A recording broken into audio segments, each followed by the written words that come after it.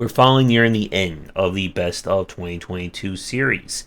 There's only 3 more episodes left, and for today, we're going to be talking about the best deck building style games of 2022.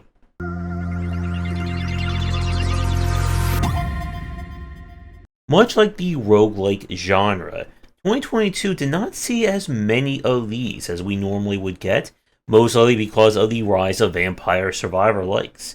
Nevertheless, there are some very interesting and outstanding ones that came out, and 2023 is already looking to have a lot more interesting ones, with the titles that I played in early access. So for the honorable mentions this year, I'm going to give it to Castle Morihisa. This was a kind of samurai-themed feudal Japan style Slay the Spire like, where the twist here is that your skills or your ability to upgrade your character comes from a randomly generated perk tree or a passive tree. So it does kind of lend itself to similar to the Asura game that I really enjoyed. Each character has their own unique mechanics, cards, that kind of good stuff. And the enemy designs are quite interesting, with a lot of them having sort of like puzzle elements to them in terms of figuring out how to deal with their weird or unusual ability. What keeps it from making it to the top 3 is that it doesn't really, I think, stretch or go beyond in terms of a deck builder. And if you are someone who's already gotten tired of the genre, this game is not going to win you over. But if you have slayed the spire and done all the trains of monsters that one could do, and you're looking for another game similar in style, then I would recommend Castle Morihisa. Now, for number 3 this year, it's kind of a little bit of a contention, as one of the games in the top 3 is not necessarily a deck builder, at least in terms of the design that we normally see.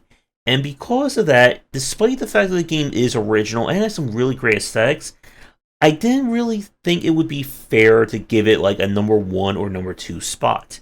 So, the Bronze Award for Best Deck Builder of 2022, I'm going to give it to Oceanomics. This is the shop simulator visual novel deck builder, all rolled into a very beautiful and stylized aesthetic. So unlike the other games on this list, this is not going to be a roguelike style game. Your job is to, well, pay the bills of your magical potion shop.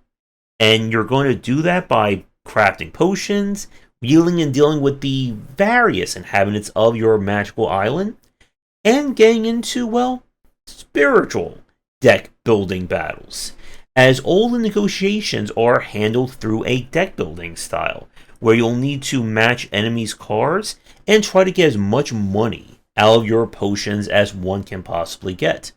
Where the kind of deck building, I guess, mechanic comes in, is that the people you interact with will share you experiences and thoughts, which will translate into new cards. Each person that you can become friends with is in of itself a deck style.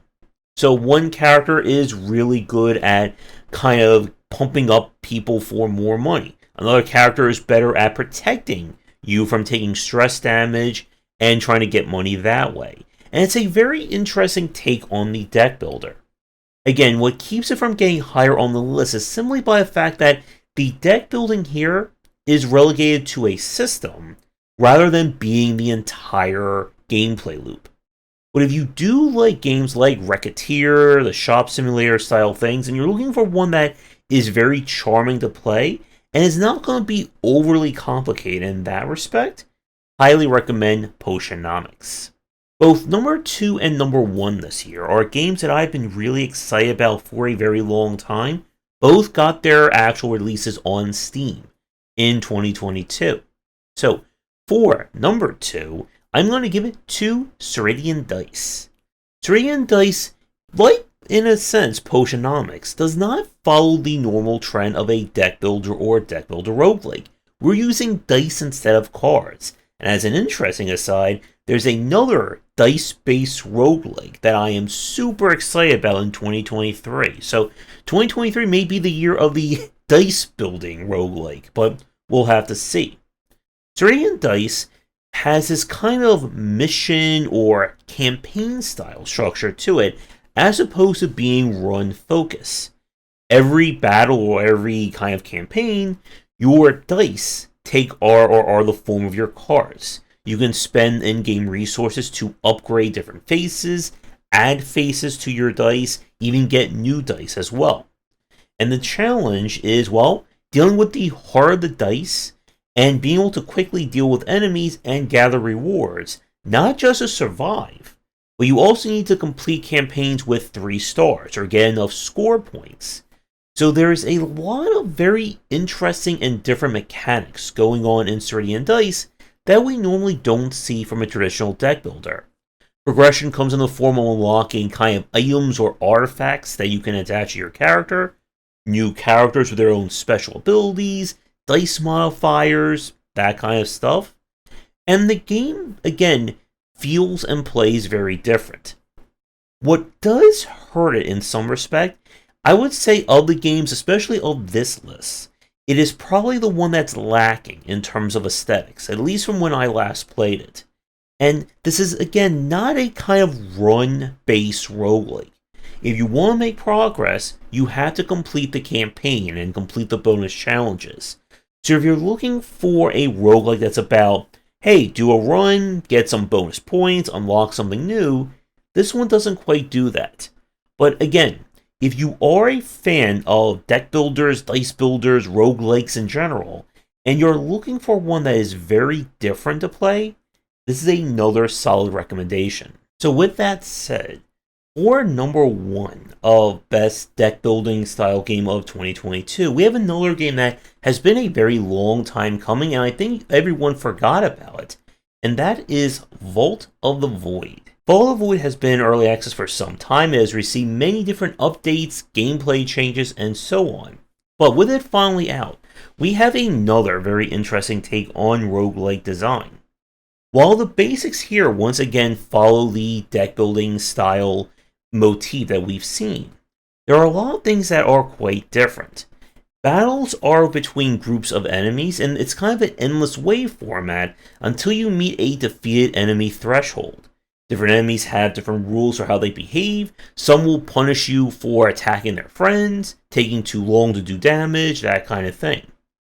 Each one of the game's classes / characters is different in terms of what cards they're going to use, sometimes underlying mechanics, and so on. And the cards themselves certainly vary, with this game having several different mechanical changes, such as being able to sacrifice cards during a round in order to gain more energy for a specific turn, and there is definitely a greater emphasis on building combo chains and comboing cards than one could do in other deck builders, simply by the fact that, again, you can hold on to cards in your hand and you can sacrifice them for more power. There's also a gem slotting system where you can attach gems to cards to change them for the remainder of that run, such as lowering their costs, maybe allowing their effect to double or proc again, and so on. The game is, depending upon how you play, either on the easier side or on the harder side, compared to some of the other deck builders. There is certainly more to do in terms of proper planning of your deck, especially with the different artifacts, gems, and the card combinations.